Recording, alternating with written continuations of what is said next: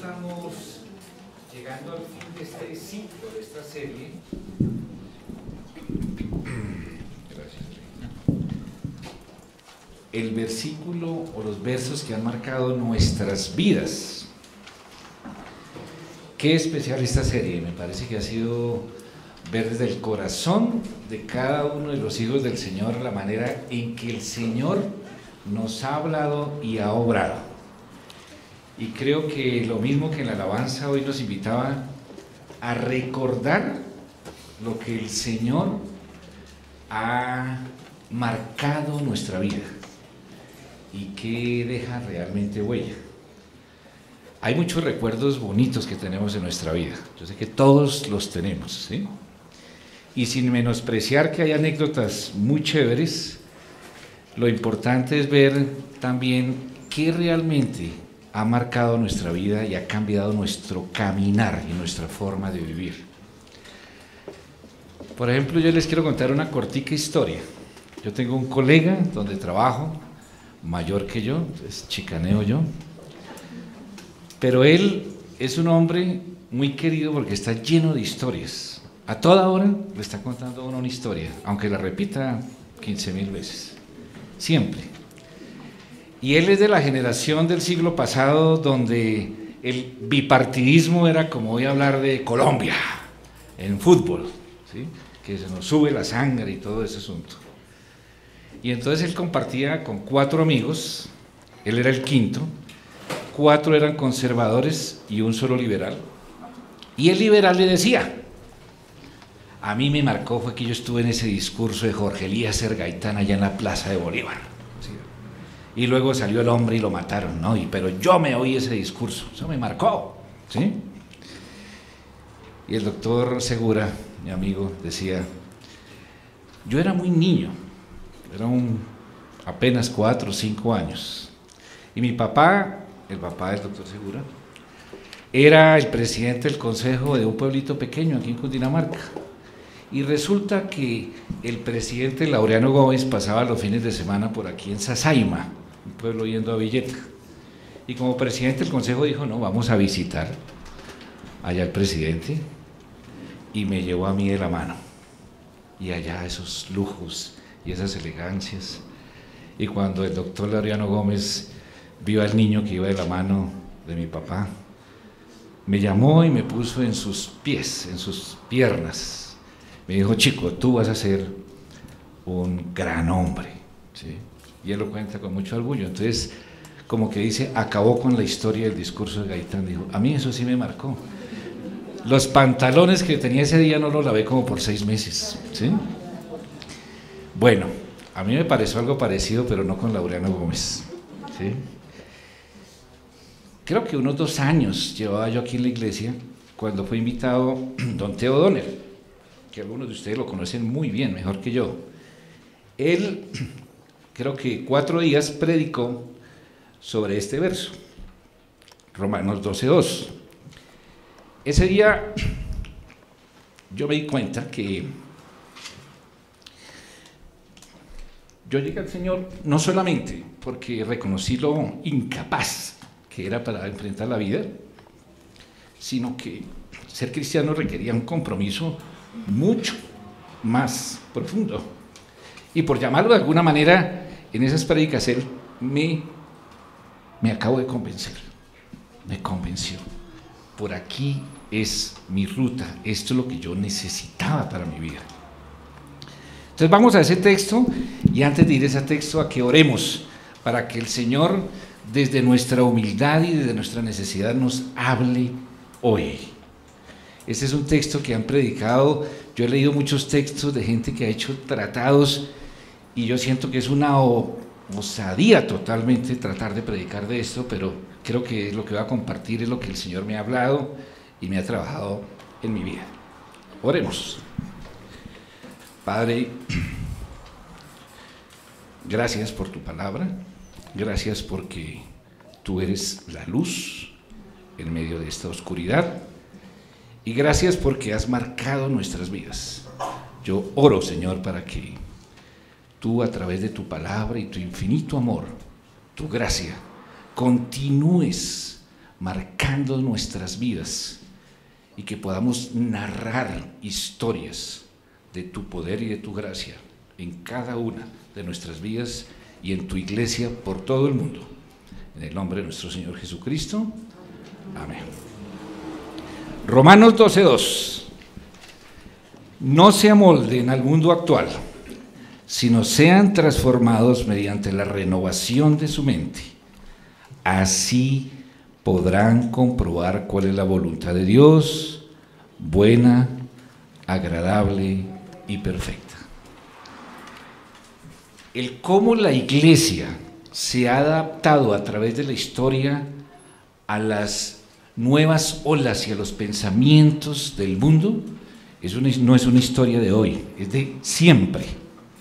Solo para recordarnos unos años atrás, los 80s, que muchos de los que estamos aquí lo vivimos, la moda era las ideas marxistas. Y de esas ideas marxistas emergió en la iglesia algo que se llamó la teología de la liberación, una rara mezcla de marxismo y fe. La iglesia en ese momento sufrió eso, un amoldamiento, un acostumbramiento a las ideas predominantes del mundo.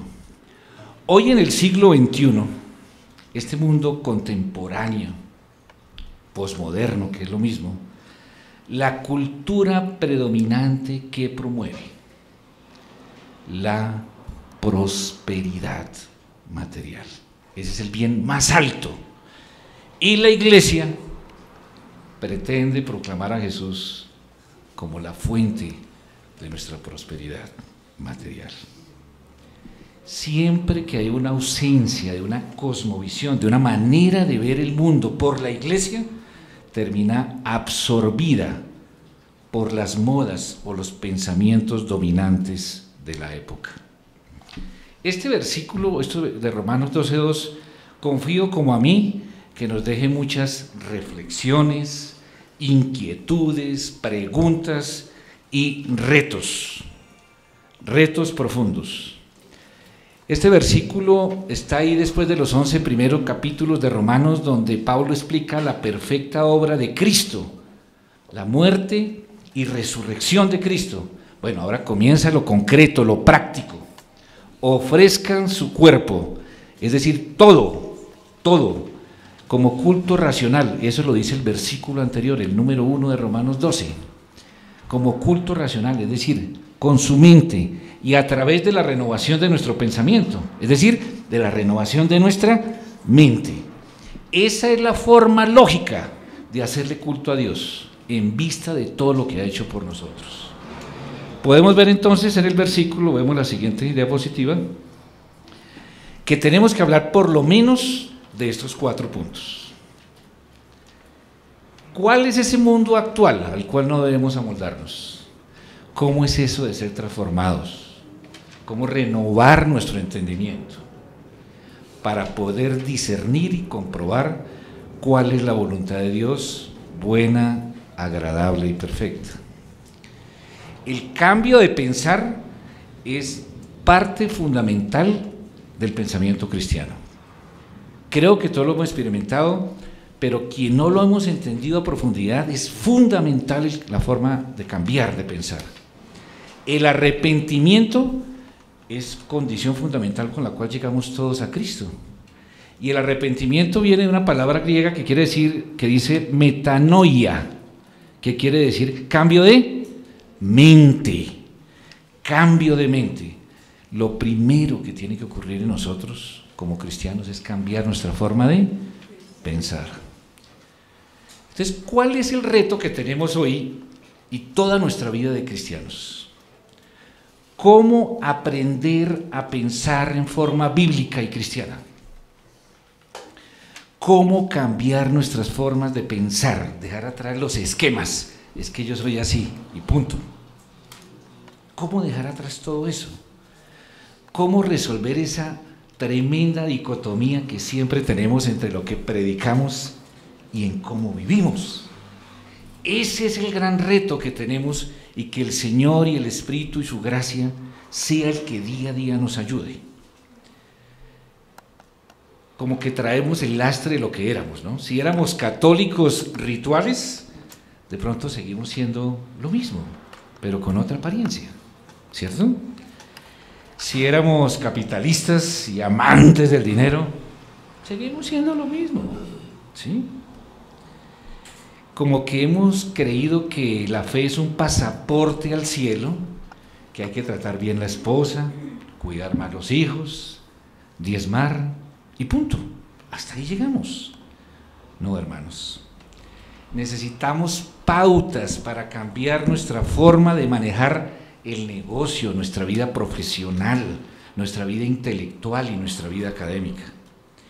El joven cristiano hoy en general no tiene herramientas, armas, más que herramientas, pensamientos claros, profundos, de cómo enfrentar la agresividad de la academia y de la intelectualidad hoy en día.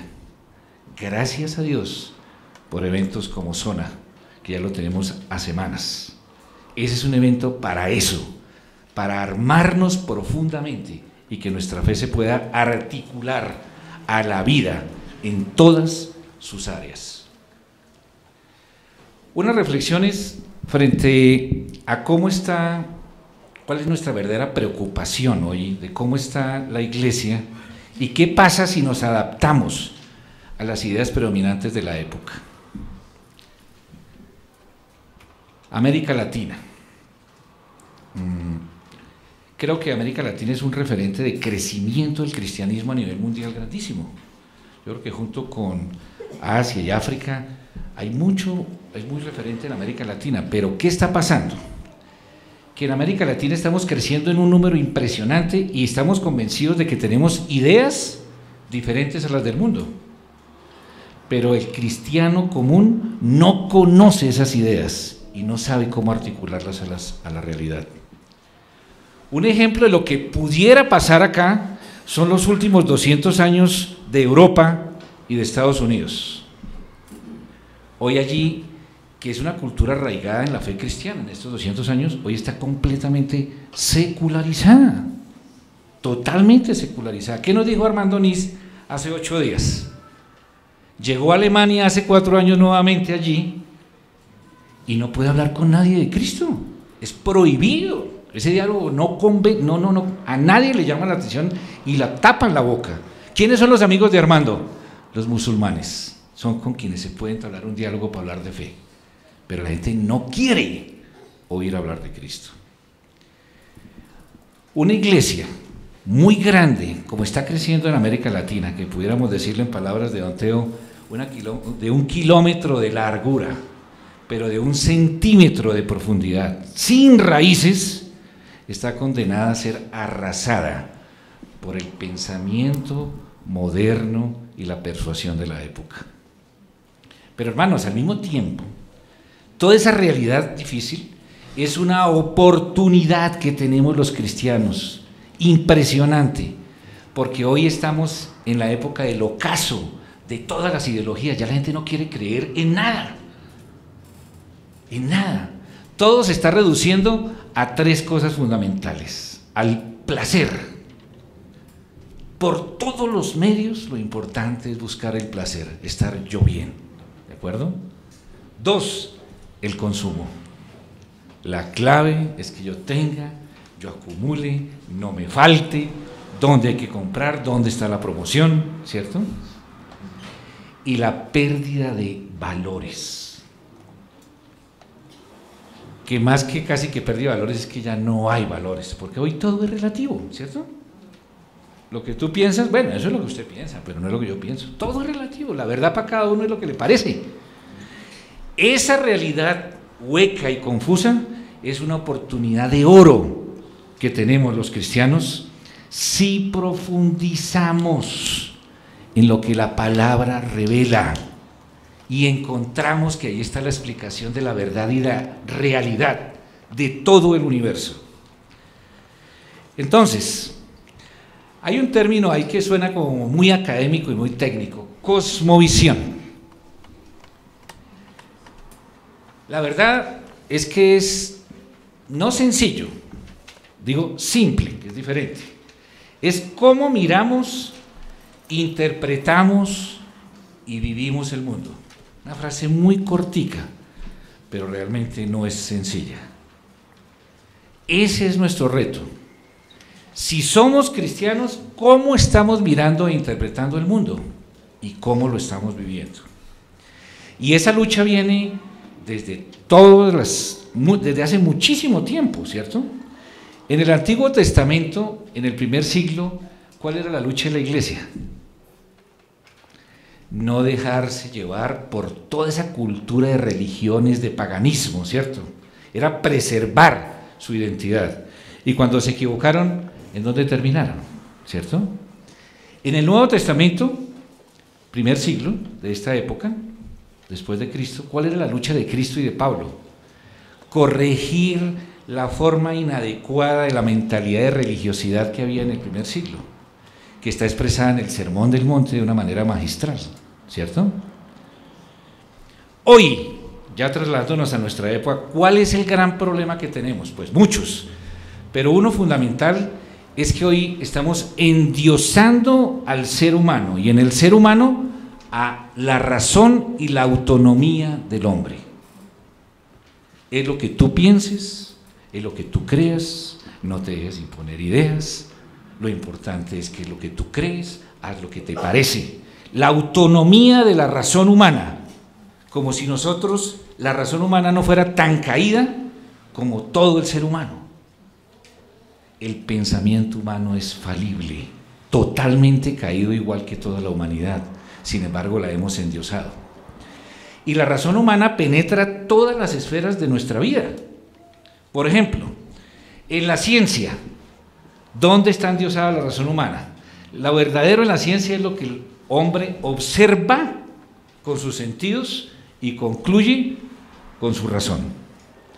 ¿Qué nos dicen que es la democracia? Tú eres dueño de tu propio destino, ¿cierto? Y eso nos lo va inculcando todo el tiempo. ¿Qué es la historia del mundo? Si no es la historia del ser humano, todo enfocado en el hombre. ¿Qué es la tecnología? El dominio del ser humano sobre la naturaleza. Entonces ahí tenemos un reto muy grande los cristianos, porque todo el mundo hoy, lo fundamental es el relativismo y las doctrinas filosóficas con todos los matices, materialismo, todo lo que quieran llamarlo, capitalismo. Y la idea de nosotros es, si nosotros como cristianos, como lo dice el doctor Teo en su libro, nos volvemos un ismo más, otra opción más en el supermercado de promociones y de ofertas para la creencia del mundo. Si no queremos ser uno más, sino la alternativa de vida con propósito, ¿qué debemos hacer? Integrar todos los conceptos de nuestra fe a cada una de las áreas de nuestra vida, para que comprobemos que la voluntad de Dios es buena, agradable y perfecta. ¿Y cómo lo podemos hacer según este texto? No amoldándonos al mundo, renovando nuestra mente para ser transformados. Bueno, les pido excusas si de pronto me he vuelto muy académico hasta acá. Espero ser más académico, mentiras.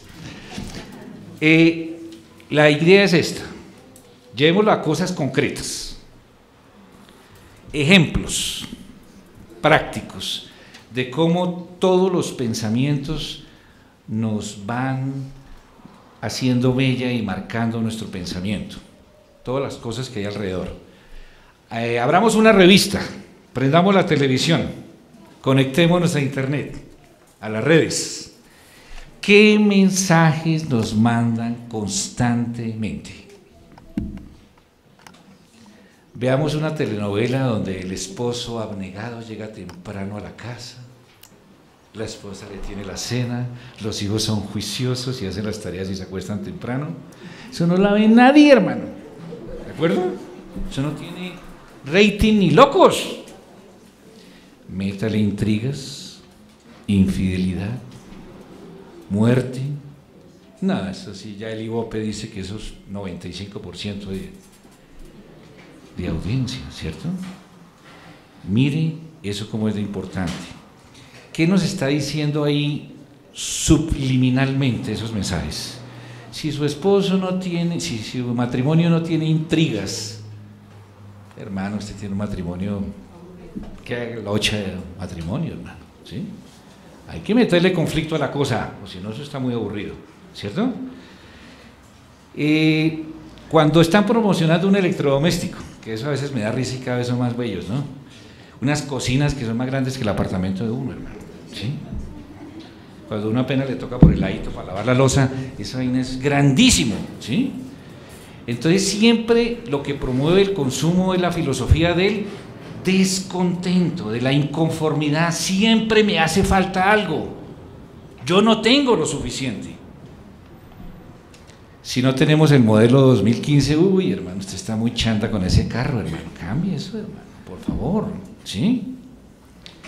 ¿Y qué decir de cuando promocionan tantas bebidas y es la chica semidesnuda y que vende la bebida, ¿no? Nosotros sabemos que no la están vendiendo, ¿no? A la chica, ¿sí? Pero ¿por qué no la muestran? ¿O para qué no la muestran?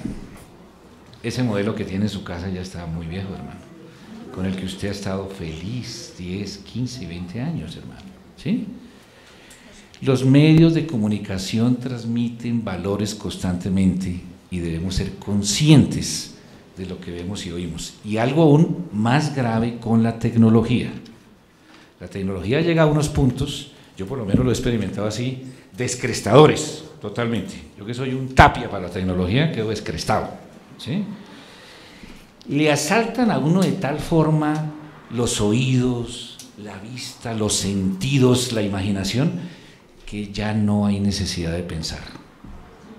¿Ya para qué piensa uno si a eso le llega a uno todo y uno, ¡ah! ¿Sí? Suficiente. Ese es un problema aún más grave. Ya no hay que pensar. Ya no hay que pensar. Las ideas no valen la pena. Lo importante es cómo me sienta y qué me están dando.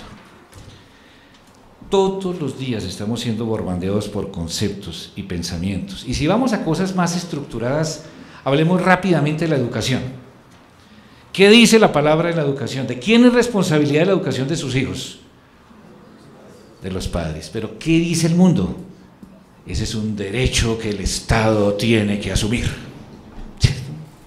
Es eso. O las nuevas modas desde los 60 para acá. Y la clave es la ignorancia. Si quitamos la ignorancia, si nuestros hijos son unos duros académicamente, eso ya se les va la maldad. Ya no es como dice la Biblia, que el hombre tiene una proclividad al pecado y a desobedecer y a desconocer a Dios. No, no, el problema es que es ignorante. Si ese aprende, se vuelve un bacán. Carreta barata, ¿cierto? Nosotros lo que estamos viendo hoy con nuestras nuevas generaciones súper educadas que no bajan de Harvard, ¿cierto? Lo que hacen es refinar las técnicas del desfalco y la estafa, del sometimiento de unos a otros. Eso es lo que pasa, ¿cierto? Todos nuestros hijos reciben una doble educación, la del aula y la del baño, la de la hora de descanso, cuando van en las calles con sus amigos. Todos nuestros hijos reciben esa doble educación. Y el moñito lo colocó un pensador francés, Rousseau, donde su famosa frase que muchos conocemos, el niño es bueno, pero la sociedad lo corrompe, ¿cierto? Y entonces el pensamiento moderno le agregó a eso democracia, cada cual elige su propio destino. Entonces lo importante es que el hijo escoja su forma de vivir, no le pare bolas a lo que se ha dicho, a lo que otros opinan. Lo importante es encontrarse a uno mismo, a uno misma. Realízate, busca lo tuyo, ¿sí? Es como se endiosa la razón humana, sin tener en cuenta dónde está la verdadera verdad. Terminamos entregando a nuestros hijos a los medios de comunicación, a los vendedores de ilusiones, que pregonan una vida sin valores, y cuando uno ve la vida de todos los que pregonan eso, ¿dónde termina? Es el mejor testimonio para saber que por ahí no es el camino. Entonces llegamos a este punto y la pregunta es, ¿cómo escoger entre cosmovisiones? si hay diferentes formas de ver la vida, ¿cómo debemos escoger? Entonces llegamos aquí a un punto que es una palabra que nos acuerda seguramente del abuelito de alguien. ¿Quién fue Arquímedes? ¿Cuál es la frase que pasó a la historia de él? Dame un punto de apoyo para mover el mundo. Ese es el postulado de Arquímedes. Para mover el mundo se necesita un punto de apoyo fuera del planeta, fuera de la realidad que observamos. Si tú necesitas mover una silla, no la puedes mover desde adentro de la silla. Tiene que ser una fuerza por fuera de la silla. Si necesitamos entender el mundo, necesitamos un punto arquimédico por fuera de la Tierra misma, del universo mismo. Y ese punto arquimédico para nosotros los cristianos lo tenemos, y es la revelación bíblica.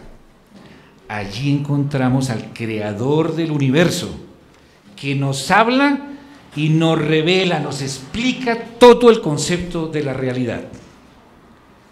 La verdad entonces ya no es una filosofía, como pueden notar. Es una revelación que se nos ha sido dada y que llega al clímax en la persona de nuestro Señor Jesucristo. Dice un pensador que aquí copié una frase para resumir este concepto. Aquí, en la Biblia, en el punto arquimédico, habla aquel que nos hizo, aquel que nos conoce mejor de lo que nos conocemos a nosotros mismos, aquel que sabe todo lo que hay que saber. Entonces, hermanos, ¿cuál es nuestra tarea? Discernir el contraste. Si tenemos el punto arquimédico, la revelación bíblica, la clave se trata, según Romanos 12:2 y todo lo que expresa el Señor, es que debemos renovar nuestro entendimiento, cambiar nuestros hábitos mentales. El texto presupone que tiene que haber un contraste con los esquemas del mundo. Debemos resaltar constantemente con nuestras vidas y nuestros pensamientos y nuestras ideas el contraste. ¿Qué dice el mundo? ¿Y qué dice nuestro punto arquimédico? Debemos sacar a la luz ese contraste y vivirlo. Por ejemplo, los derechos humanos, de lo cual oímos todos los días, los derechos es exigir, exigir. ¿Dónde está el derecho para que un niño tenga un padre, una madre y un hogar estable? Si hoy en esta sociedad se obliga a un padre a que le dé familia a su hijo, es decir, contra su libertad. Lo mismo una madre. Todo lo que implique compromiso y exigencia no va con la cultura de la época.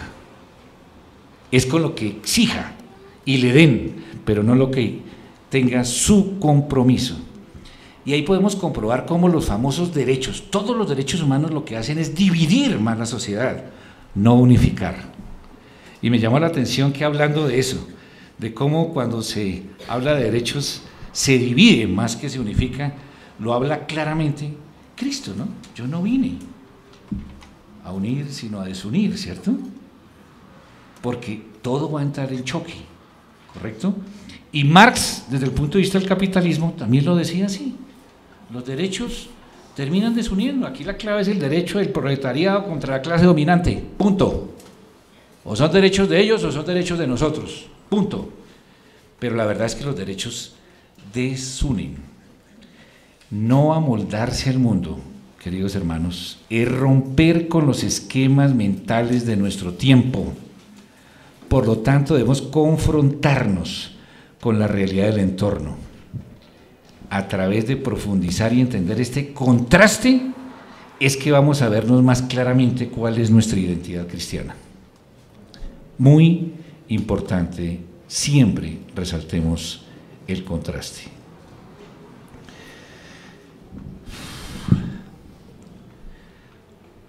Así como es de importante que conozcamos la palabra, es fundamental que conozcamos el mundo de hoy. Pues no es objetivo de esta charla que podamos profundizar en eso, que habría mucho que hacer. Pero sí debemos entender que nuestra sociedad es un mix, una mezcla de muchos pensamientos, ¿cierto? Si uno se va a un pueblito alejado, todavía ya el cura es la autoridad del pueblo, la religión católica tiene todo el poder del mundo, ¿cierto? Pero si uno se va a una ciudad, ya la autoridad no es tan importante, ¿cierto? Y si uno se va a la academia, a las grandes universidades, el endiosamiento de la razón humana, el relativismo es lo que reina. Nuestro país es una mezcla de todo ello. Nosotros podemos decir de alguna manera que el pensamiento que predomina hoy es la oposición a toda autoridad. Hoy nadie quiere creer en y respetar la autoridad, es lo que cada cual piense. Entonces, si así el mundo piensa, ¿qué piensan de Dios? Yo no me debo someter a Dios. Dios me somete, me alinea, ¿cierto? Yo lucho contra eso y es lo que es hoy lo que está predominando en el pensamiento de la época. Hoy debemos luchar nosotros los cristianos contra el nuevo concepto de tolerancia. ¿Qué entendemos nosotros por tolerancia normalmente? Respetar las ideas del otro, aunque no sean las mismas mías. ¿Estamos de acuerdo? Si usted expresa en cualquier medio académico o de debate hoy en día que usted cree en Dios y que Dios es la verdad, ¿a usted qué lo tachan? Intolerante. Ahora, por defender las ideas, se cambió el concepto de tolerancia, es ello. Compartí ayer y lo hago hoy, que en los próximos meses de noviembre yo tengo que ir al Congreso de Puericultura, Crianza y Salud de la Sociedad Colombiana de Pediatría. La primera charla que se va a dar allí, ¿cómo se llama? Los nuevos retos de la familia homoparental. Y eso lo está haciendo la Sociedad de Pediatría. ¿Sí? O sea, lo mismo, los pensamientos de la época penetran todas las esferas, pero el punto es cuál es el papel de uno. El miedo y callarnos como lo hacemos en muchas esferas, o tener el valor que le da a uno el Señor, ¿cierto? Y exponer y contraponer de que esa no es la única manera de ver la realidad, ¿de acuerdo? Creo que eso es un punto importante de lo que nos está pasando como iglesia. ¿Cuándo la iglesia está en los debates grandes del país y de la sociedad? En términos de la política, de la economía. ¿Dónde está el articulamiento de la cosmovisión cristiana para cada una de esas realidades? Tenemos y podemos nosotros encontrarlo. Esa forma de pensar ha afectado a nuestra iglesia, la iglesia de Cristo, ¿cierto? Hoy las iglesias más populares, ¿cuáles son? No las que tienen la palabra en el centro y son su énfasis de predicación, ¿cierto? Son las que promueven la teología de la prosperidad, el seguimiento de que la verdad no es la que revela, sino es el pastor, ese ungido del Señor, el apóstol, ¿cierto? Y muchas veces nosotros como iglesia entramos en esa realidad fragmentada del mundo. No son las grandes iglesias denominacionales, sino una multiplicidad de iglesias que uno va por el barrio y ve iglesia cristiana, de todas las iglesias. Cada pastor como que quiere tener la visión y la respuesta a las cosas. Si en los 80 nos afectaba la teoría de la liberación, uniendo las ideas marxistas a la fe, hoy es la teología de la prosperidad, que es la expresión del neoliberalismo en la iglesia. Progrese, avance económicamente, tenga su bienestar económico, que usted creciendo, así también beneficia a toda la sociedad. Y eso se ha metido a la iglesia. Hoy, digamos, el pensamiento moderno dice que nosotros los cristianos estamos llenos de dogmas.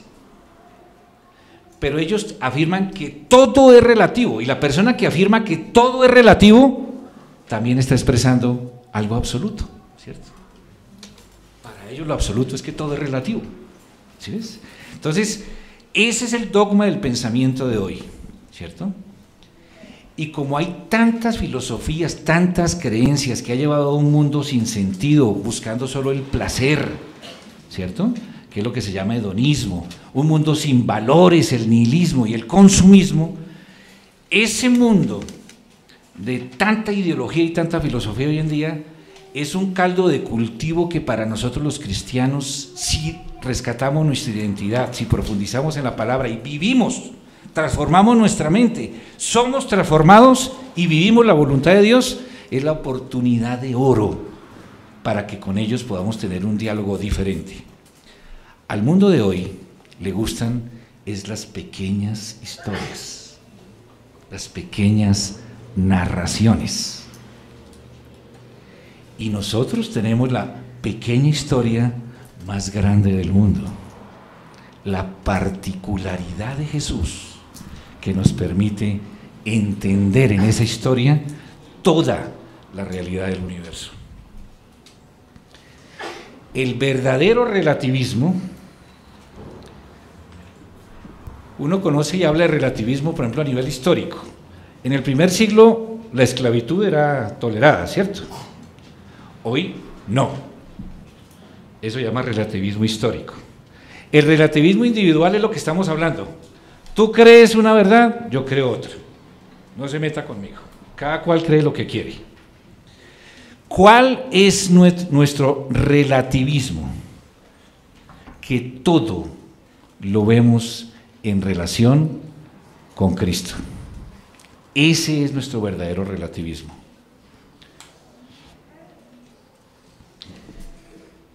Quisiéramos que se nos entregara como un libro para ver cómo cambiar la forma de pensar. No. La cosmovisión cristiana no la debemos entender como una filosofía o compendio de conocimientos. La cosmovisión cristiana es una forma de ver el mundo a la luz de Cristo. Si conocemos a Cristo, sabemos que Él no se deja encajar en conceptos y filosofías, ¿cierto? Conocerlo a Él, disfrutarlo, ese es el hedonismo cristiano. Es donde debemos tener todo nuestro placer y satisfacción. Lo que es nuestra meta en la vida cristiana es glorificar a Cristo y regocijarnos en Él.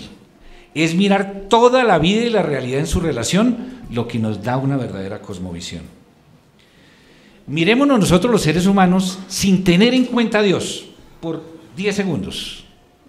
¿Qué seríamos nosotros los seres humanos si no es en relación con Dios? Seríamos que unos animales más, fruto de procesos evolutivos al azar, impersonales, pagadores de impuestos, un voto más por comprar. Eso seríamos, ¿cierto? Solo cuando nos miramos en relación a Dios, sale a la luz el carácter especial y único de nosotros los seres humanos.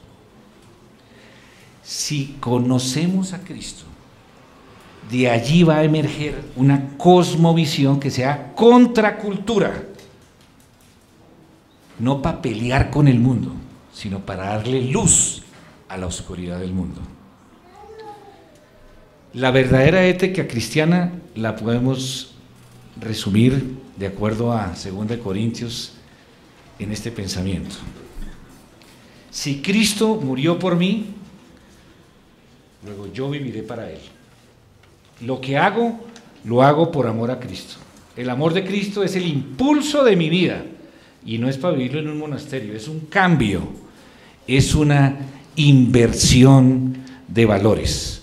A eso nos invita este texto de Romanos 12:2. En este camino de amor se me ofrece una alternativa totalmente diferente al desespero de esa vida sin valores y al laberinto del egoísmo. Ya no estoy condenado a mirarme en función a mí mismo, sino que estoy en la libertad para proyectar mi vida de compromiso para con el otro y allí encontrar la verdadera felicidad. Hay 2 momentos en la vida cristiana conocer a Cristo y servir a Cristo. Creo que en los primeros 11 capítulos nos permite Pablo en Romanos conocer a Cristo perfectamente. A partir de este versículo, de estos dos versículos, es cómo servirle a Cristo. En términos de disciplina, es tener una meta que nos absorba de tal manera que lo demás queda en un segundo plano. Y hermanos, si Cristo es la verdad, no puede ser una verdad privada. Es personal, pero no privada. No solo puede conocerse a puertas cerradas. Debemos entender que Cristo es el Logos, por medio del cual se creó y se sustenta el universo. Si por eso nos dicen locos, esa locura es más sabia que toda la sabiduría del mundo. Queridos hermanos y hermanas, debemos tener una cosmovisión articulada, una forma de ver el mundo articulada a todas las áreas de nuestra vida. Debemos dar aporte a la filosofía, a la ciencia y mostrar el distintivo, el contraste del aporte de la visión cristiana. Cristo es el centro y nuestra relación personal con Él es el centro, es el punto de partida de una verdadera cosmovisión. La Biblia es la historia de la revelación de Dios y de su pueblo, que somos nosotros. Tenemos el punto arquimédico y podemos y debemos, desde nuestra fe, articular una visión que no nos permita adaptarnos al mundo. Quisiera, por último, en un pensamiento de un libro de un autor que me impactó, Chesterton, que él dice, bueno, el libro más o menos dice, ¿qué anda mal en el mundo? Más o menos allá en mi inglés jeringonceado, ¿qué anda mal en el mundo? Y él lo refleja en estos pensamientos que me parecieron muy especiales para lo que hoy estamos viendo. No es que se haya ensayado el ideal cristiano y que se haya quedado corto. Se encontró que era difícil y por eso se dejó de ensayar. La gente no se ha cansado de cristianismo. Nunca ha encontrado suficiente cristianismo de qué poder cansarse.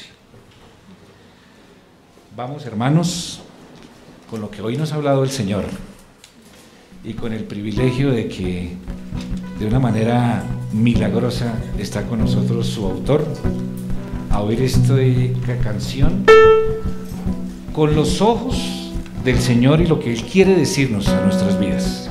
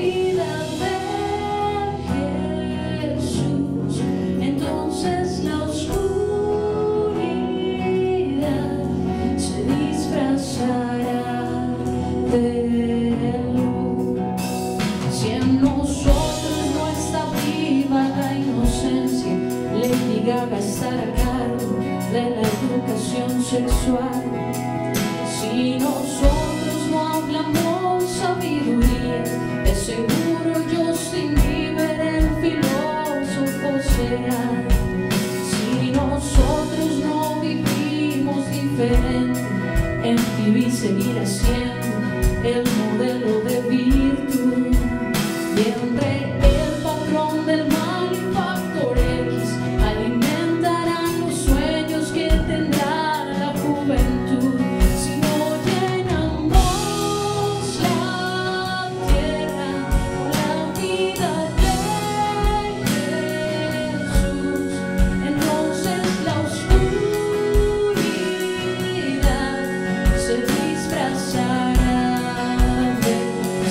nosotros no escuchamos sus angustias, ahí están los del zodiaco listos para aconsejar.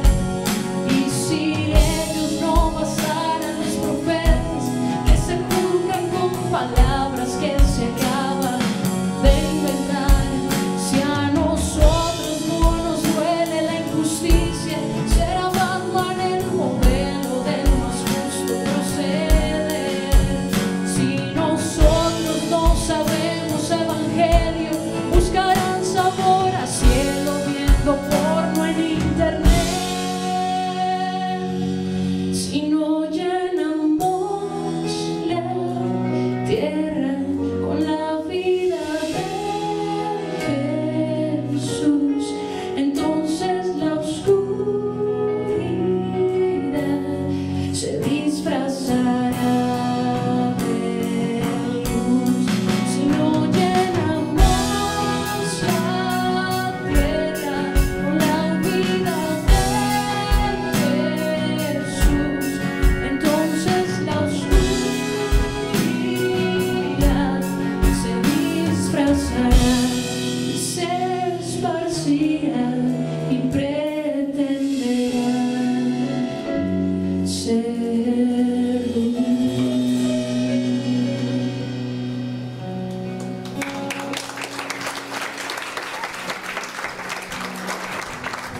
Bueno, chévere que esta prédica tenga hartos aplausos, pero la prédica no ha terminado. Vamos a orar y a pedirle al Señor que su palabra nos ha hablado hoy quede inculcado en nuestras vidas. Padre, Señor nuestro, te agradecemos infinitamente por tu palabra, Señor, por la profundidad y porque podemos entender y tenemos la oportunidad de encontrar allí la explicación total de la realidad, Señor. Eres tú la verdad, Señor. Ayúdanos, Señor, a no adaptarnos a las filosofías y pensamientos de la época, Señor. Convenza tu espíritu a nuestras vidas que no podemos ser cristianos si no profundizamos en tu revelación, Señor, y que tú nos invitas a articular toda nuestra fe a todas las áreas de la vida del ser humano. Allí está la verdad y allí está la respuesta, Señor. Hoy, hermanos, los invito a que nos paremos y que todos en una sola voz cantemos el coro de esta canción.